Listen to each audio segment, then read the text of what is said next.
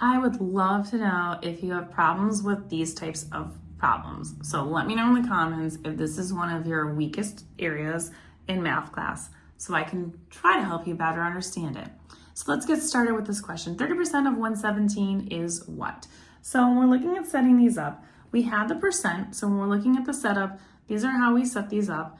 We had the percent, so we're going to place that percentage sign with that 30. So we're going to do 30 over 100.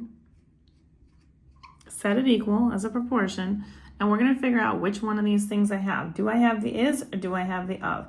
And when we're looking at this, it says of set 117. So that is the of part. It means that we're missing the is. So we're going to put X there. These problems are always the same. So when we're multiplying, which is our next step, we multiply diagonally. We'll set them equal to each other. This time, 100 times x is 100x. Then you're going to do the 117 times the 30. And when you do that, you get 3,510.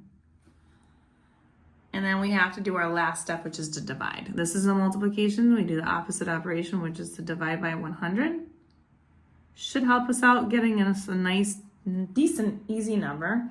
We just move the decimal 2 places over to the left. We get 35.1, and that would be my finalized answer for this one. And we'll take a look at one more of these. The next one we're going to do, oops, so sorry. Lost that camera right there.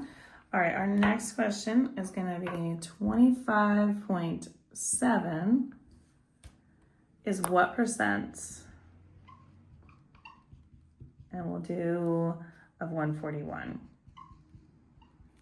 All right, so we're going to do that same follow-up. So again, when we're looking at these, we do want to look at which ones we have. So we're looking at what percent. So we don't know what percent, so we're going to call that X over 100. We'll set the is over the of. So the is that 20. My goodness, what is happening with this camera today? All right, the is the 25.7. And the of is 141. And then we do the same process. Diagonally multiply, then divide. 141 times x is 141x.